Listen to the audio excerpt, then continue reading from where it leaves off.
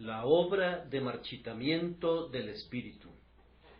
Voz que decía, da voces. Y yo respondí, ¿qué tengo que decir a voces? Que toda carne es hierba, y toda su gloria como flor del campo. La hierba se seca, y la flor se marchita, porque el viento de Jehová sopló en ella. Ciertamente como hierba es el pueblo, sécase la hierba y marchítase la flor, mas la palabra del Dios nuestro permanece para siempre. Isaías 40, 6-8. Siendo renacidos no de simiente corruptible, sino de incorruptible, por la palabra de Dios que vive y permanece para siempre, porque toda carne es como hierba, y toda la gloria del hombre como flor de la hierba se seca y la flor se cae, mas la palabra del Señor permanece para siempre.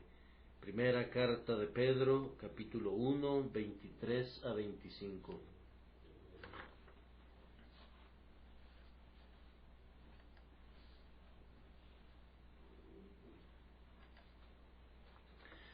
El pasaje del libro de Isaías que acabo de leer ante ustedes puede ser usado como una descripción muy elocuente de nuestra mortalidad, y si se predicara un sermón acerca de la fragilidad de la naturaleza humana, la brevedad de la vida y la certidumbre de la muerte, basándose en ese texto, nadie discutiría lo adecuado del texto. Sin embargo, yo me atrevo a preguntar si un sermón así estaría llegando al fondo de la enseñanza central del profeta. El texto se refiere a algo más que a la descomposición de nuestra carne física.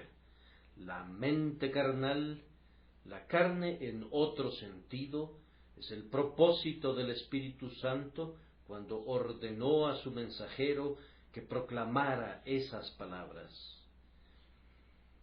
Me parece a mí, por el contexto, que no se requería en este lugar de una simple expresión de la mortalidad de nuestra raza.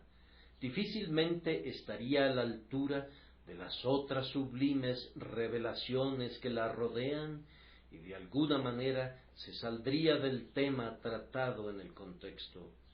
La noción de que aquí simple y sencillamente se nos recuerda nuestra mortalidad, no coincide con la exposición que hace Pedro del texto en el Nuevo Testamento, que también estamos presentando hoy como referencia bíblica.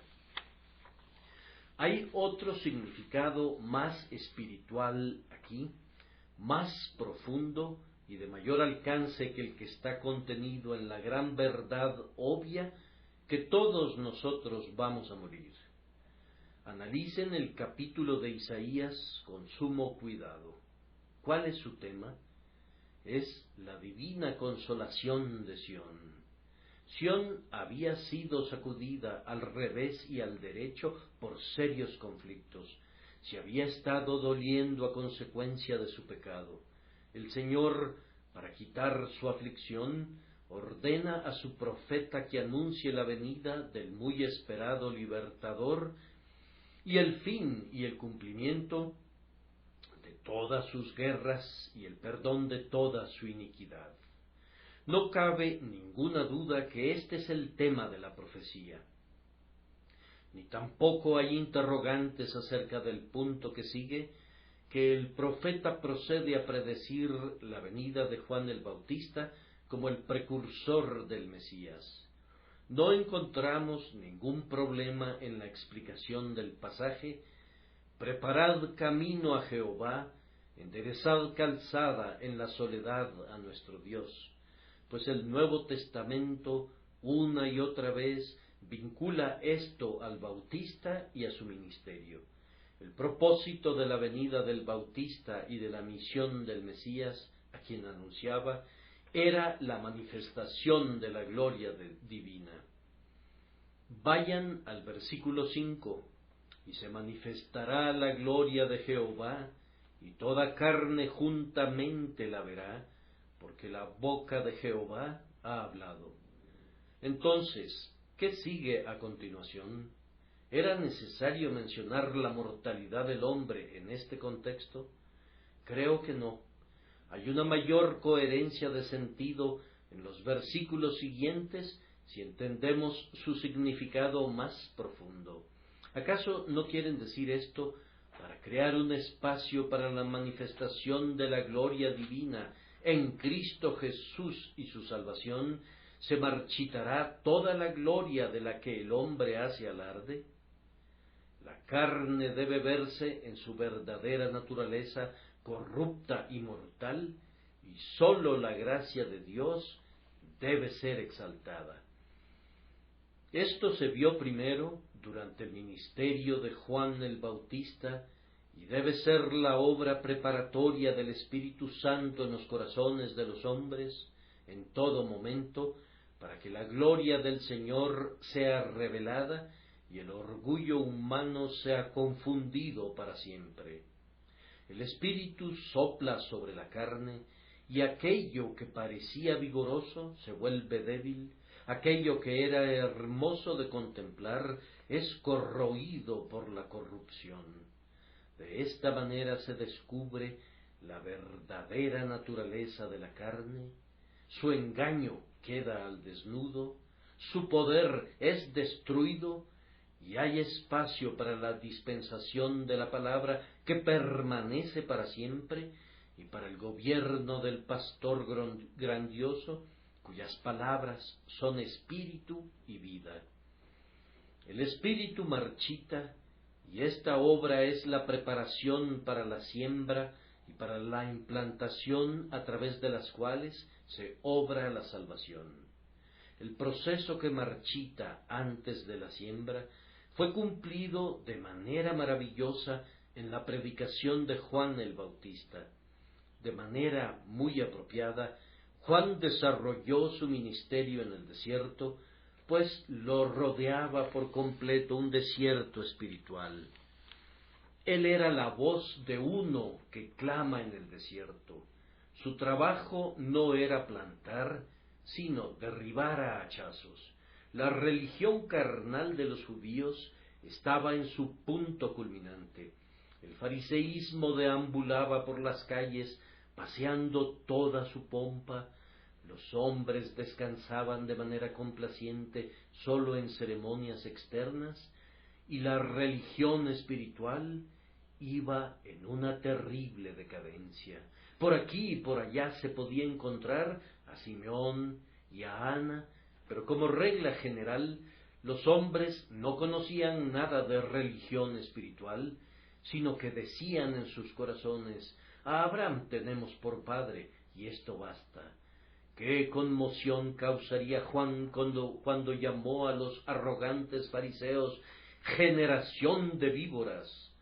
¿Cómo se sacudiría la nación con la declaración: ya también el hacha está puesta a la raíz de los árboles?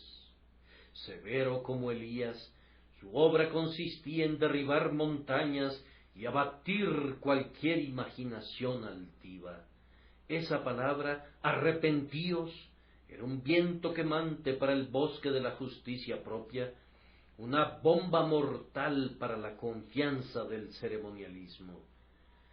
Su alimento y su vestido invitaban al ayuno y al gemido. El signo externo de su ministerio declaraba la muerte entre aquellos a quienes predicaba, conforme sepultaba en las aguas del Jordán a quienes venían a él. Deben morir y ser sepultados, así como él que va a venir salvará mediante la muerte y la sepultura. Este era el significado del emblema que exponía a las multitudes.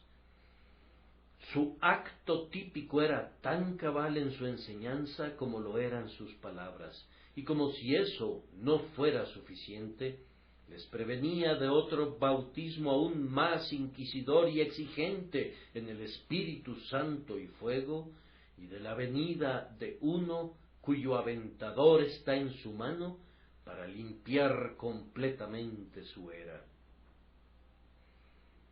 El Espíritu en Juan soplaba como el poderoso viento del norte, capaz de devastar y marchitar, y lo convirtió en un destructor de la vanagloria de la religión de la carne, para que pudiera ser establecida la fe espiritual. Cuando el propio Señor apareció, Él vino a una tierra seca, cuyas glorias habían desaparecido. El viejo tronco de Isaí estaba sin hojas, y nuestro Señor era la rama que creció de su raíz. El cetro había sido quitado de Judá, y el legislador de entre sus pies, cuando vino Silo. Un forastero estaba sentado en el trono de David, y los romanos consideraban como propia la tierra del pacto. La lámpara de la profecía ardía muy débilmente, aunque aún no se había extinguido por completo. Ningún Isaías había surgido últimamente para consolarlos, ni tampoco ningún Jeremías que lamentara sus apostasías. Toda la economía del judaísmo era como un vestido viejo. Ya estaba desgastado, listo para desecharse. El sacerdocio estaba en pleno desorden. Lucas nos dice que Anás y Caifás eran sumos sacerdotes ese año, dos en un año o simultáneamente, un extraño arreglo fuera de la ley de Moisés. Toda la dispensación que se concentraba alrededor de lo visible, o como dice Pablo, el santuario terrenal, estaba llegando a su fin. Y cuando nuestro Señor había consumado su obra, el velo del templo se rasgó en dos, los sacrificios fueron abolidos, el sacerdocio de Aarón fue hecho a un lado, y las ordenanzas carnales fueron abrogadas, pues el Espíritu reveló cosas espirituales. Cuando vino Él, que fue establecido como sumo sacerdote, no constituido conforme a la ley del mandamiento acerca de la descendencia, sino según el poder de una vida indestructible, quedó entonces abrogado el mandamiento anterior a causa de su debilidad e ineficacia. Tales son los hechos de la historia. Pero yo no le puedo dedicar mucho tiempo a estos hechos, sino que voy a referirme a las historias personales de ustedes, a la experiencia de cada hijo de Dios. En cada uno de nosotros debe cumplirse el hecho de que todo lo que es de la carne en nosotros, viendo que es como la hierba, debe secarse, y toda su gloria debe ser destruida. El Espíritu de Dios, como el viento, debe pasar sobre el campo de nuestras almas, y debe hacer que nuestra belleza sea como una flor que se marchita. Debe convencernos de pecado de tal manera, y debe hacernos ver cómo somos nosotros realmente, que veremos que la carne de nada aprovecha, que nuestra naturaleza caída es la corrupción misma, y que los que viven según la carne no pueden agradar a Dios. Se nos tiene que hacer ver la sentencia de muerte sobre nuestra vida anterior, legal y carnal, para que la simiente incorruptible de la palabra de Dios, implantada por el Espíritu Santo, pueda estar en nosotros y habitar en nosotros para siempre. El tema de esta mañana es la obra del Espíritu Santo que marchita las almas de los hombres. Y después de haber comentado el tema, vamos a concluir con unas pocas palabras sobre el trabajo de implantación que siempre viene después de que se ha llevado a cabo la obra que marchita. Vamos, entonces, a analizar la obra del Espíritu que causa que la hermosura de la carne se marchite. En primer lugar, observemos que la obra del Espíritu Santo que marchita lo carnal en el alma del hombre es muy inesperada. Observarán que en nuestro texto Aún el predicador mismo, aunque indudablemente fue alguien enseñado por Dios, cuando se le ordenó dar voces, dijo: ¿qué tengo que decir a voces? Aún él desconocía que para consolar al pueblo de Dios debe experimentarse primero una visitación preliminar. Muchos predicadores del Evangelio de Dios han olvidado que la ley es el ayo que lleva a los hombres a Cristo. Hemos visto demasiada actividad que trata de remendar sin usar la aguda aguja del poder de convicción del Espíritu. Muchos predicadores se han esforzado para hacer a Cristo precioso a los ojos de los que se consideran ricos y poseedores de muchos bienes. Sin embargo, ha sido una labor vana. Es nuestro deber predicar a Jesucristo aún a pecadores que hacen alardes de rectos, pero es seguro que Jesucristo nunca será aceptado por ellos mientras tengan una alta estima propia. Sólo los enfermos darán la bienvenida al doctor. La obra del Espíritu es convencer a los hombres de pecado, y hasta tanto no estén convencidos de pecado, nunca serán llevados a buscar la justicia que es de Dios por medio de Jesucristo. Estoy persuadido de que siempre que hay una obra real de la gracia divina en cualquier alma, comienza con una acción de derribar. El Espíritu Santo no construye sobre los viejos cimientos. Madera, heno y hojarasca no son los materiales adecuados para que Él construya. Él vendrá como el fuego y causará una conflagración en todas las babeles de naturaleza orgullosa. Él quebrará nuestro arco y cortará nuestra lanza en 1000 pedazos y quemará nuestros carros con fuego. Cuando el cimiento de arena haya desaparecido, y sólo entonces Él pondrá en nuestras almas una roca por fundamento, escogida por Dios y muy preciosa. El pecador que ha despertado, cuando le pide a Dios que tenga misericordia de él, se queda muy asombrado al descubrir que, en vez de gozar de una paz inmediata, su alma es abatida en su interior cuando siente la ira divina. Naturalmente se pregunta: ¿acaso esta es la respuesta a mi pregunta? Rogué al Señor que me librara del pecado y de mi yo, y esta es la forma en que Él me trata.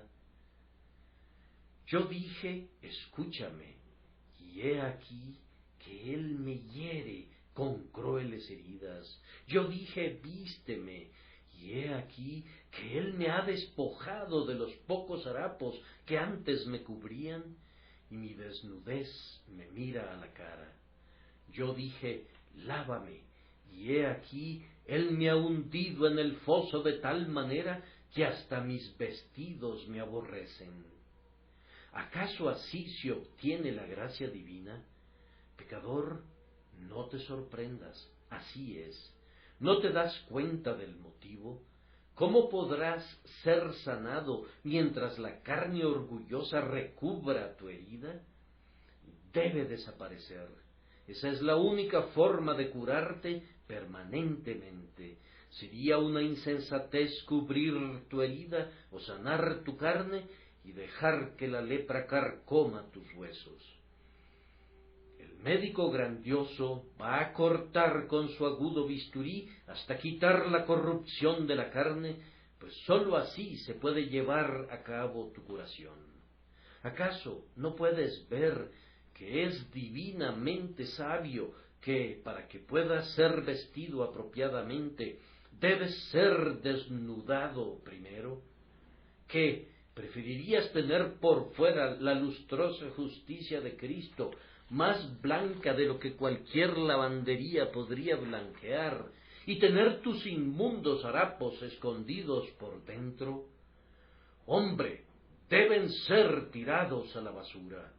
Ni uno solo de tus hilos puede ser conservado. Dios no puede limpiarte hasta que no te haya hecho ver algo de tu suciedad, pues nunca podrías valorar la sangre preciosa que nos limpia de todo pecado, si no eres llevado primero que nada a lamentar que eres integralmente una cosa sucia.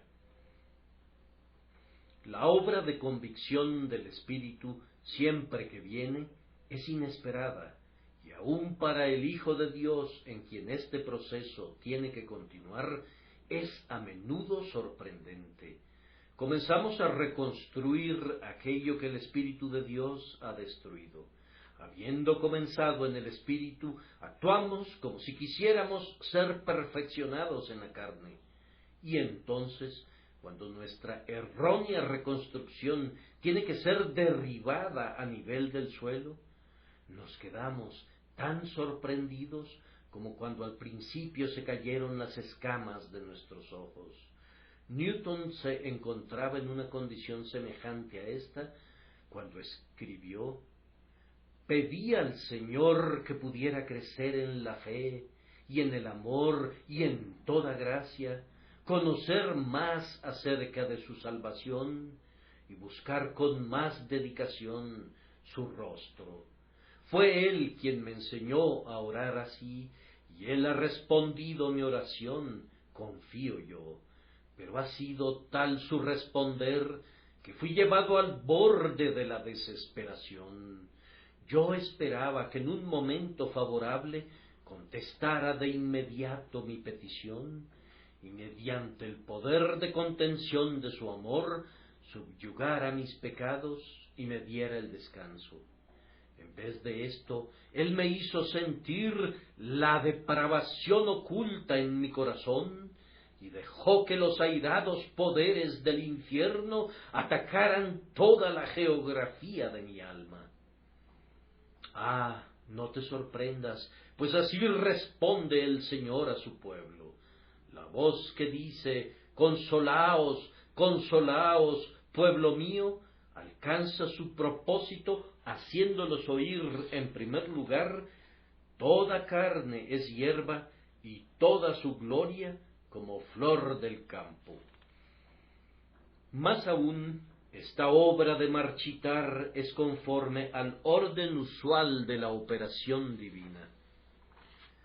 Si consideramos detenidamente los caminos de Dios, no nos va a sorprender que Él comience con su pueblo con cosas terribles en justicia. Observen el método de la creación. No me voy a aventurar en teorías dogmáticas de geología, pero parece que hay una alta probabilidad que este mundo fue creado y destruido varias veces antes de su arreglo final para que lo habitara el hombre. En el principio creó Dios los cielos y la tierra. Después vino un largo intervalo y al final, en el tiempo designado, durante 6 días, el Señor preparó la tierra para la raza humana. Consideren, entonces, el estado de las cosas cuando el grandioso arquitecto comenzó su obra. ¿Qué había en el principio? Originalmente, nada. Cuando Él mandó el ordenamiento de la tierra, ¿cómo estaba? La tierra estaba desordenada y vacía, y las tinieblas estaban sobre la faz del abismo. No había ningún rastro de algún plan alterno que interfiriera con el grandioso arquitecto. ¿A quién pidió consejo para ser avisado? ¿Quién le enseñó el camino del juicio, o le enseñó ciencia, o le mostró la senda de la prudencia? No recibió ninguna contribución para las columnas o los pilares del templo que tenía proyectado construir. La tierra era, tal como lo expresa el hebreo, tohu y bohu, solo desorden y confusión. En una palabra, era el caos. Lo mismo ocurre con la nueva creación. Cuando el Señor nos hace renacer, Él no toma nada prestado del viejo hombre, sino que hace todas las cosas nuevas. No repara ni agrega una nueva ala a la antigua casa de nuestra naturaleza depravada, sino que construye un nuevo templo para su propia alabanza. Espiritualmente, nosotros estamos sin forma y vacíos, y las tinieblas están sobre la faz de nuestros corazones, y su palabra nos llega diciendo: sea la luz, y la luz es, y muy pronto también la vida es, y todas las cosas preciosas. Tenemos otro ejemplo tomado de los caminos de Dios. Después que hubo caído el primer hombre, cuando le trajo el Señor el Evangelio, el primer susurro del Evangelio, como ustedes saben, fue: pondré enemistad entre ti y la mujer, y entre tu simiente y la simiente suya, ésta te herirá en la cabeza. Ese susurro vino cuando el hombre se estremecía ante la presencia de su Creador, sin poder proferir ninguna otra palabra a manera de excusa, sino permaneciendo culpable ante el Señor.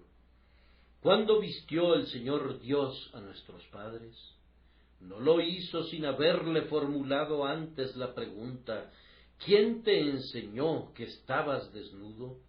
No fue sino hasta que las hojas de higuera habían fallado completamente que el Señor les proporcionó la piel del sacrificio y los cubrió con ella. Si ustedes meditan acerca de los actos de Dios para con los hombres, constantemente verán lo mismo. Dios nos ha dado un tipo de salvación maravilloso en el arca de Noé. Pero Noé fue salvado en el arca en conexión con la muerte. Digamos que Noé estaba sepultado en vida en una tumba y todo el mundo a su alrededor fue entregado a la destrucción. Cualquier otra esperanza se había disipado para Noé y, sin embargo, el arca flotó sobre las aguas. Recuerden la redención de los hijos de Israel cuando los sacó de Egipto. Ocurrió cuando se encontraban en la peor condición y su clamor llegó hasta el cielo a causa de su esclavitud. Ningún hombre les podía traer la salvación. Entonces el Señor, con mano fuerte y brazo extendido, rescató a su pueblo. En todo momento la salvación viene con la humillación de la criatura y cuando se desecha la esperanza humana. Como aconteció con los bosques de los Estados Unidos, el hacha del leñador debe tajar y cortar, los majestuosos árboles centenarios deben caer, las raíces deben ser quemadas y el reino original de la naturaleza debe ser turbado, antes de que pueda haber labranza y construcción de ciudades, y las artes de la civilización y las transacciones del comercio. Lo viejo debe desaparecer para que venga lo nuevo. De la misma manera, el Señor quita lo primero para poder establecer lo segundo. El primer cielo y la primera tierra deben pasar, pues de lo contrario no puede haber un cielo nuevo y una nueva tierra. Ahora, como ha ocurrido con lo externo, debemos esperar que lo mismo ocurrirá dentro de nosotros. Y cuando este marchitamiento y esta pérdida de brillo tenga lugar en nuestras almas, sólo podremos decir: Jehová es, haga lo que bien le pareciere. Me gustaría que observaran, en tercer lugar, que nuestro texto nos enseña cuán universal en su alcance es este proceso en los corazones sobre los que obra el Espíritu. ¿De qué se trata este marchitamiento? ¿Acaso es de alguna parte de la carne y de alguna porción de sus tendencias? No, observen que toda carne es hierba y toda su gloria, su elemento más selecto y escogido, como flor del campo. ¿Y qué le ocurre a la hierba? ¿Sobrevive algo? La hierba se seca, toda ella. ¿Y la flor acaso no resistirá? Siendo una cosa tan bella, ¿no tiene una cierta inmortalidad? No, se marchita y se cae. Entonces, en donde quiera que el Espíritu de Dios sopla en el alma del hombre, hay un marchitamiento de todo lo que es de la carne, llegando a comprender que la mente orientada hacia la carne está muerta. Por supuesto, todos conocemos y confesamos que donde hay una obra de la gracia, debe haber una destrucción de nuestro deleite en los placeres de la carne. Cuando el Espíritu de Dios sopla en nosotros, lo que era dulce se torna amargo, lo que era brillante se torna opaco. Un hombre no puede poseer la vida de Dios y sin embargo amar el pecado. Si siente placer en los gozos carnales en los que antes se deleitó, entonces todavía es lo que era, le interesan las cosas de la carne y por lo tanto busca la carne y morirá. El mundo y las codicias de otras cosas son, para el hombre no regenerado, tan bellos como los prados en la primavera, cuando están adornados de flores. Pero para el alma regenerada son un desierto, una tierra salada y deshabitada. De aquellas cosas en las que antes nos deleitábamos, decimos, vanidad de vanidades, todo es vanidad. Clamamos para ser librados de los gozos venenosos de la tierra, los aborrecemos y nos asombramos porque en un tiempo pudimos disfrutarlos. Amados hermanos, ¿saben lo que significa este tipo de marchitamiento? ¿Acaso han visto que los deseos de la carne y las pompas y todos sus placeres se marchitan delante de sus propios ojos? Deben tener esta experiencia, o de lo contrario, el Espíritu de Dios no ha visitado sus almas. Pero observen, siempre que el Espíritu de Dios llega, Él destruye la hermosura y la flor de la carne, es decir, nuestra justicia se marchita, al igual que nuestra pecaminosidad. Antes de que venga el Espíritu, nosotros nos consideramos tan buenos como el mejor. Decimos, todos estos mandamientos los he guardado desde mi juventud, y preguntamos de manera arrogante, ¿qué más me falta? ¿Acaso no hemos sido morales? Más aún, ¿no hemos sido acaso religiosos? Confesamos que tal vez hemos cometido faltas, pero las consideramos faltas muy veniales, y nos atrevemos a imaginar en nuestro perverso orgullo que, después de todo, no somos tan viles como la palabra de Dios nos llevaría a pensar. Ah, mi querido oyente, cuando el Espíritu de Dios sopla en la hermosura de tu carne, su belleza se seca como una hoja, y entonces tendrás un concepto diferente acerca de ti mismo. Entonces no encontrarás palabras lo suficientemente severas para describir tu carácter anterior. Escudriñando profundamente en tus motivos, e investigando los propósitos que te inducían a la acción, verás tanta maldad que clamarás conjuntamente con el publicano, Dios, sé propicio a mí, pecador. Cuando el Espíritu Santo ha marchitado en nosotros nuestra justicia propia, todavía no ha completado ni el 50% de su obra. Aún hay mucho que debe ser destruido, y en el saldo total debe ser desechado nuestro poder de resolución. La mayor parte de la gente piensa que se puede volver a Dios siempre que decida hacerlo. Soy un hombre de tal fortaleza de mente, dice alguno, que si yo me decidiera a ser religioso no tendría ningún problema. Ay, dice otro espíritu liviano, yo creo que uno de estos días puedo corregir los errores del pasado y comenzar una nueva vida. Ah, mis queridos oyentes, las resoluciones de la carne son flores bellas, pero todas se van a marchitar.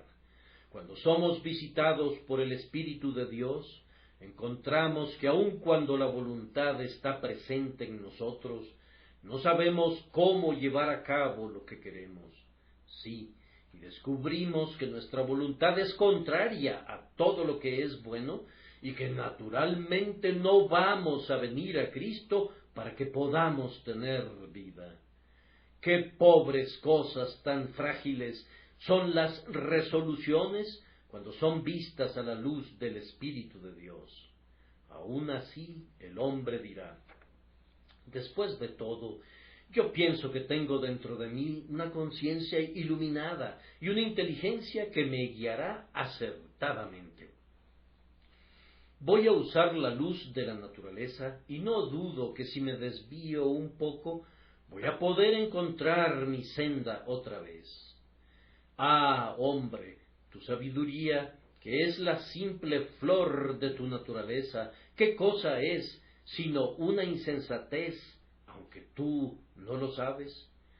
Inconverso y sin ser regenerado, tú no eres a los ojos de Dios más sabio que un pollino de asno montés.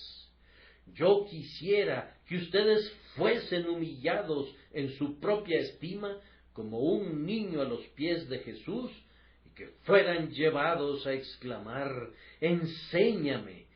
Cuando el viento del marchitamiento del espíritu se mueve en la mente carnal, revela la muerte de la carne en todos sentidos, especialmente en materia de poder buscar lo que es bueno.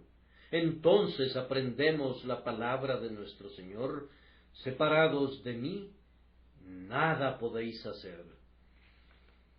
Cuando yo estaba buscando al Señor, no solamente creía que no podía orar sin la ayuda divina, sino que sentía en mi propia alma que no podía.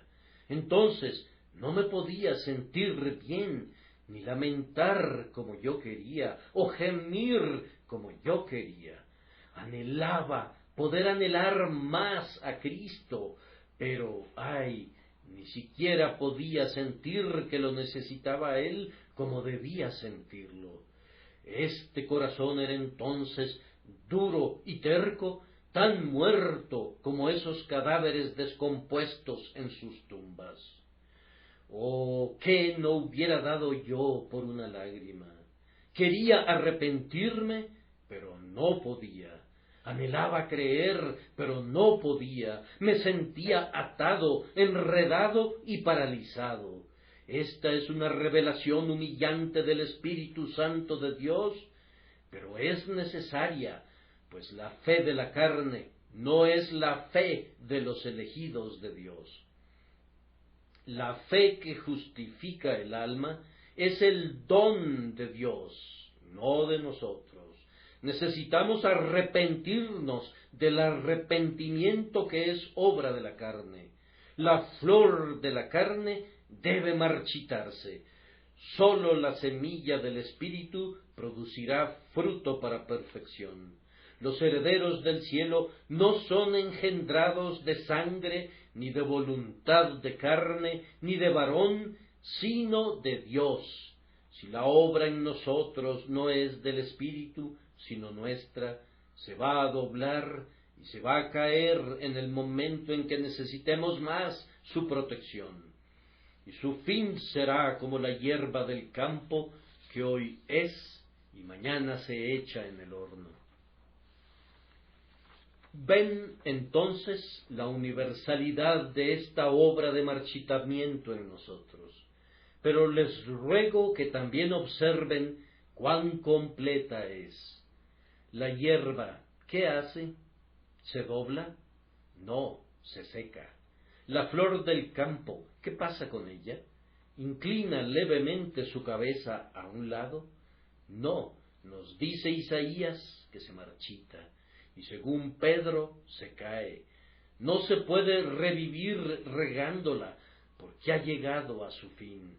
De esa manera también se les muestra a quienes han despertado que en su carne no hay nada bueno. ¿Qué obra de marchitamiento y de muerte han tenido en sus almas algunos siervos de Dios? Miren a John Bunyan, según se describe a sí mismo en su obra Gracia Abundante. Durante muchos meses y aún años, el Espíritu se ocupó en aniquilar todo lo que formaba parte del viejo Bunyan para que se pudiera convertir, por la gracia divina, en un hombre apto para guiar a los peregrinos en su camino hacia el cielo.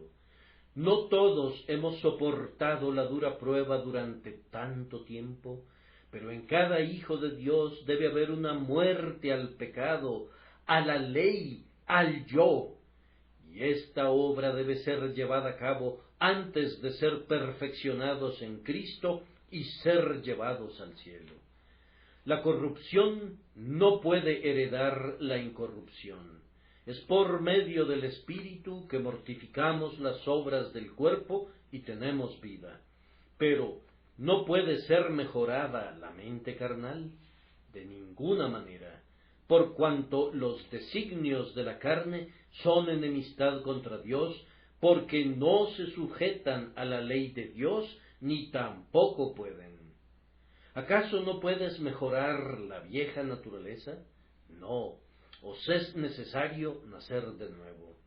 ¿No pueden aprender cosas celestiales? No, el hombre natural no percibe las cosas que son del Espíritu de Dios, porque para él son locura, y no las puede entender, porque se han de discernir espiritualmente. No hay nada que se pueda hacer con la vieja naturaleza, excepto ponerla en la tumba. Debe estar muerta y enterrada, y cuando eso suceda, entonces la semilla incorruptible que vive y permanece para siempre, se desarrollará de manera gloriosa. El fruto del nuevo nacimiento llegará a su madurez, y la gracia será exaltada en gloria. La vieja naturaleza nunca mejora, es tan terrenal y sensual y diabólica en el santo de 80 años, como lo fue cuando vino por primera vez a Cristo. Ni ha experimentado mejoras, ni puede mejorar. Es la enemistad misma contra Dios. Todo designio de los pensamientos del corazón es de continuo solamente el mal. La vieja naturaleza llamada la carne desea en contra del espíritu, y el deseo del espíritu es en contra de la carne, y éstos se oponen entre sí, no puede haber paz entre ellos. Prosiguiendo, observemos que toda esta obra de marchitamiento en el alma es muy dolorosa. Al leer estos versículos, ¿acaso no les pareció que tienen un tinte fúnebre? Toda carne es hierba, y toda su gloria como flor del campo. La hierba se seca y la flor se marchita. Esta es una obra fúnebre, pero debe llevarse a cabo. Pienso que quienes experimentan una buena dosis de esa obra cuando vienen a Cristo por primera vez, tienen una razón poderosa para estar agradecidos.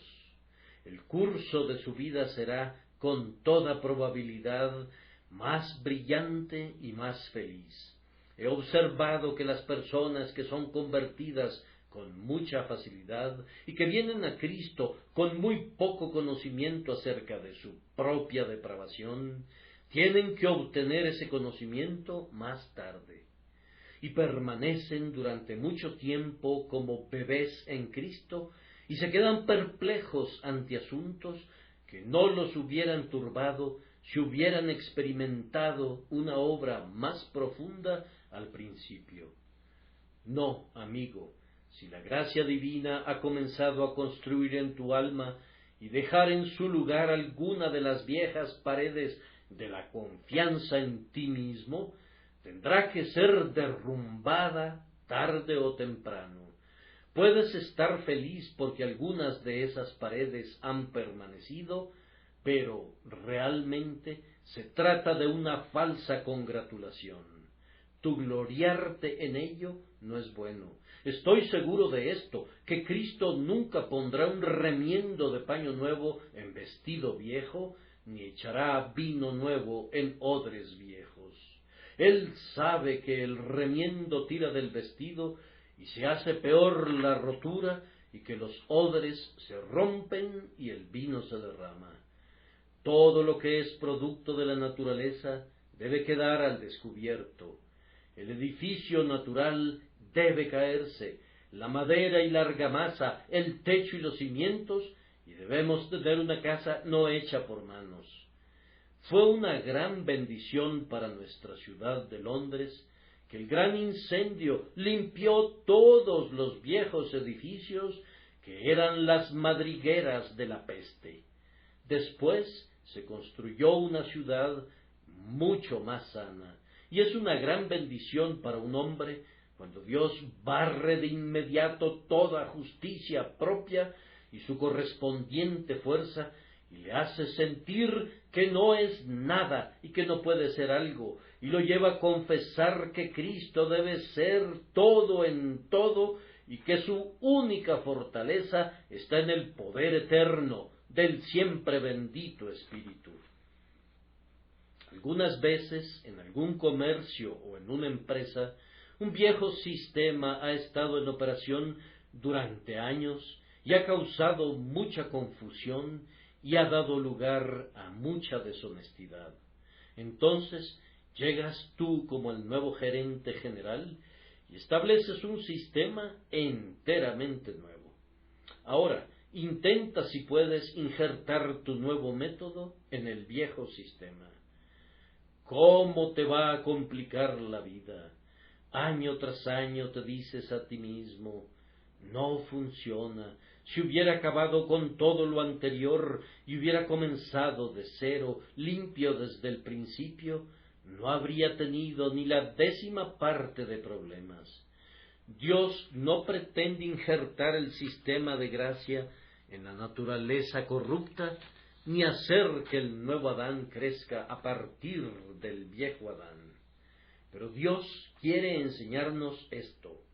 Habéis muerto y vuestra vida está escondida con Cristo en Dios. La salvación no es de la carne, sino únicamente de Dios. Lo que es nacido de la carne es sólo carne, y sólo lo que es nacido del Espíritu es Espíritu. Debe ser solamente la obra del Espíritu, o no será algo que Dios acepte. Observen, hermanos y hermanas, que aunque esto es doloroso, es inevitable. Ya he explicado esto y les he mostrado cuán necesario es que todo lo viejo sea quitado. Pero permítanme mencionar que es inevitable que lo viejo se vaya, porque es en sí mismo corruptible. ¿Por qué se seca la hierba? Porque es una cosa marchitable. Su raíz está siempre en su tumba y debe morir. ¿Cómo podría brotar del suelo y ser inmortal? No es amaranto, la flor que nunca se marchita, no florece en el paraíso, crece en una tierra en la que ha caído la maldición. Toda supuesta cosa buena que crece de ti es como tú, mortal y debe morir. Las semillas de la corrupción están en todos los frutos del árbol humano, aun cuando fueran tan bellos como los racimos del huerto del Edén, deben morir. Además, sería imposible, hermanos y hermanas míos, que hubiera algo de la carne en nuestra salvación conjuntamente con algo del Espíritu, pues si así fuera, habría una división del honor. Hasta este momento las alabanzas son para Dios, y a partir de ahora las alabanzas me pertenecen a mí.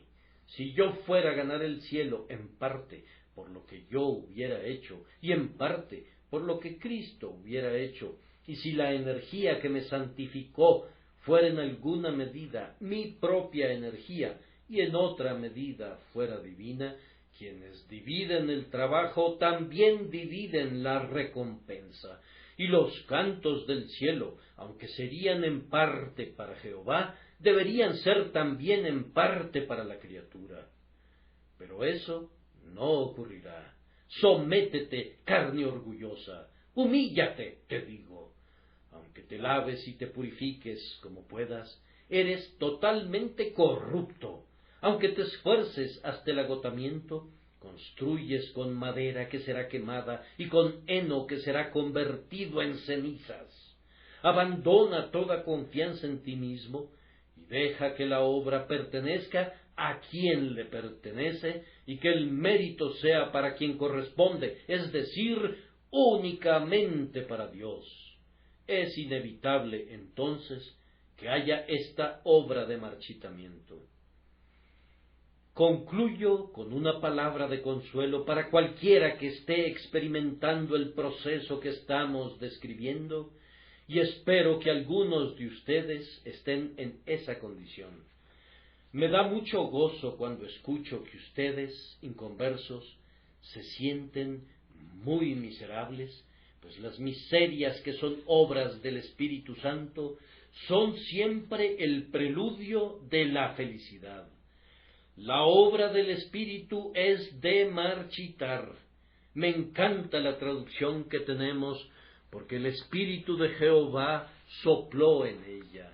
Es cierto que el pasaje puede ser también traducido así: el viento de Jehová sopló en ella. Como ustedes saben, la misma palabra se usa en el hebreo para designar viento y espíritu, y lo mismo es válido en el griego. Pero conservemos aquí la antigua traducción, pues yo pienso que es el significado real del texto. Es el Espíritu de Dios el que marchita la carne. No es el diablo el que mató mi justicia propia. Me daría miedo que fuera así. Ni tampoco fui yo el que se humilló a sí mismo mediante una autodegradación voluntaria e innecesaria. Fue el Espíritu de Dios. Es mejor ser hecho pedazos por el Espíritu de Dios que ser sanado por la carne. ¿Qué dice el Señor? Yo hago morir y yo hago vivir. Él nunca hace vivir, sino a quienes Él hace morir. Bendito sea el Espíritu Santo cuando me mata, cuando su espada corta a través de las entrañas de mis propios méritos y de mi confianza en mí mismo, entonces me hace vivir. Yo hiero y yo sano. Él nunca sana a nadie que no haya herido. Entonces bendita sea la mano que hiere, que siga hiriendo, que corte y arranque, que me quede muy claro cuán malo soy, para que pueda ser llevado a despertar de mí mismo y me deje caer sobre la misericordia inmerecida de Dios y la reciba como un pobre pecador culpable, perdido, desesperado y arruinado. Que por su gracia nos arrojemos en los brazos de la gracia soberana, sabiendo que Dios debe dar todo, y Cristo debe ser todo, y el Espíritu debe obrar todo.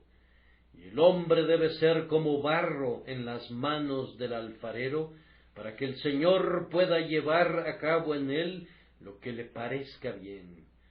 Gócense, queridos hermanos y hermanas, sin importar en qué forma son abatidos, pues si el Espíritu los humilla, Él no quiere ningún mal para ustedes, sino que quiere un infinito bien para sus almas.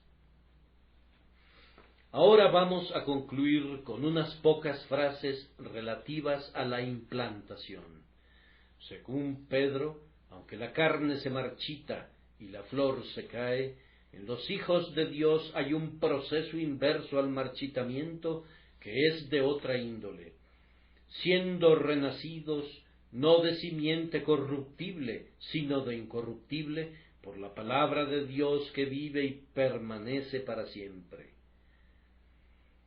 Mas la palabra del Señor permanece para siempre. Ahora, el Evangelio nos es útil porque no es de origen humano. Si fuera de la carne, todo lo que pudiera ser por nosotros no nos llevaría más allá de la carne. Pero el Evangelio de Jesucristo es sobrehumano, divino y espiritual. Desde su concepción es de Dios. Su gran don, el Salvador, es un don divino, y todas sus enseñanzas están llenas de la divinidad. Si tú, querido oyente, crees en un evangelio que tú mismo has elaborado, o en un evangelio que es producto del cerebro humano, es de la carne y se va a marchitar, y tú morirás y estarás perdido creyendo en él. La única palabra que puede bendecirte y ser una semilla en tu alma debe ser la palabra viva e incorruptible del Espíritu Eterno. Y esta es la palabra incorruptible y aquel Verbo fue hecho carne y habitó entre nosotros, que Dios estaba en Cristo reconciliando consigo al mundo, no tomándoles en cuenta a los hombres sus pecados. Esta es la palabra incorruptible, que todo aquel que cree que Jesús es el Cristo es nacido de Dios. El que en él cree no es condenado, pero el que no cree ya ha sido condenado porque no ha creído en el nombre del unigénito Hijo de Dios. Dios nos ha dado vida eterna y esta vida está en su Hijo. Entonces, hermanos, esta es la semilla, pero antes de que pueda crecer en sus almas, debe primero ser plantada allí por el Espíritu. La recibirán esta mañana. Entonces el Espíritu la va a sembrar en su alma. Se precipitan hacia ella diciendo: yo creo, yo la tomo, en el Dios encarnado deposito mi esperanza.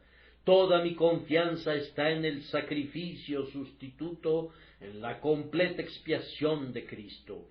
Yo estoy reconciliado con Dios por medio de la sangre de Jesús. ¿Y cuál es su resultado? De acuerdo con el texto, nos viene una nueva vida y como consecuencia de que la palabra viva mora en nosotros y que hemos nacido de nuevo por medio de ella. Es una nueva vida. No es la vieja naturaleza que selecciona lo mejor que hay en ella. No es el viejo Adán que se refina y se purifica a sí mismo y que se eleva a algo mejor. No, ya lo hemos mencionado antes, que la carne se seca y su flor se marchita. Es enteramente una nueva vida. En la regeneración se convierten en una criatura tan nueva como si nunca hubieran existido y hubieran sido creados por primera vez. Las cosas viejas pasaron, he aquí, todas son hechas nuevas. Los hijos de Dios están más allá y por encima de los otros hombres. Los otros hombres no poseen la vida que el Hijo de Dios ha recibido. Los otros hombres solo tienen dos componentes, cuerpo y alma. El Hijo de Dios tiene tres componentes. Él es espíritu, alma y cuerpo. Un principio nuevo, una chispa de la vida divina ha caído en su alma. Ya no es más un hombre natural o carnal, sino que se ha convertido en un hombre espiritual, capaz de entender las cosas espirituales y que posee una vida muy superior a cualquier cosa que pertenezca al resto de la humanidad. Oh, que Dios, que ha marchitado lo que es de la carne en las almas de algunos de ustedes, les otorgue muy pronto el nuevo nacimiento por medio de la palabra. Observen ahora, para concluir, que donde quiera que esta nueva vida viene a través de la palabra, es incorruptible y vive y permanece para siempre.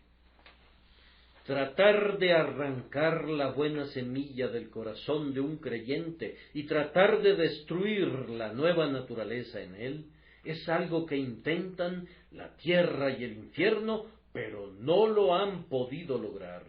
Aunque se pudiera arrancar al sol del firmamento, aún así no se podría arrancar la gracia divina de un corazón regenerado. Vive y permanece para siempre, dice el texto. No puede corromperse a sí misma, ni puede ser corrompida. Sabemos que todo aquel que ha nacido de Dios no practica el pecado. Yo les doy vida eterna, y no perecerán jamás, ni nadie las arrebatará de mi mano. El agua que yo les daré será en él una fuente de agua que salte para vida eterna. Tú tienes una vida natural que morirá, porque es de la carne. Tú tienes una vida espiritual. Acerca de ella está escrito: y todo aquel que vive y cree en mí, no morirá eternamente. Tú tienes ahora en ti la noble y verdadera inmortalidad. Debes vivir como Dios vive, en paz, gozo y felicidad. Oh, pero recuerda, querido oyente, si no tienes esto, no verás la vida. Entonces, ¿qué sucederá? ¿Serás aniquilado? Ah, no, pero la ira de Dios está sobre ti. Existirás, pero no vivirás. No sabrás nada de la vida, pues eso es un don de Dios en Cristo Jesús. Serás más bien el desdichado heredero de la muerte eterna, llena de tormentos y de angustia. La ira de Dios está sobre él. Serás lanzado al lago de fuego. Esta es la muerte segunda. Serás uno más de aquellos que están donde el gusano de ellos no muere y el fuego nunca se apaga. Que Dios, el siempre bendito Espíritu, los visite. Si Él está luchando con ustedes, no apaguen su llama divina. No traten con ligereza ningún pensamiento santo que tengan.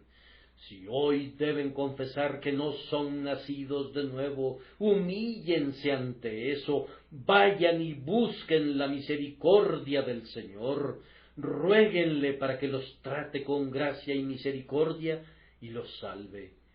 Muchas personas que sólo han tenido acceso a la luz de la luna, la han valorado y muy pronto recibieron la luz del sol. Por sobre todas las cosas recuerden qué es la semilla que da vida y denle reverencia cuando escuchen su predicación.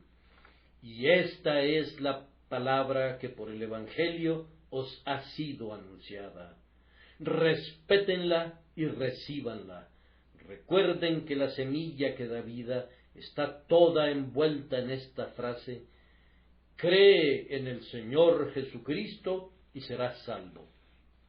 El que creyere y fuere bautizado será salvo, mas el que no creyere será condenado.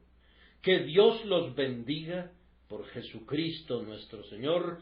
Amén.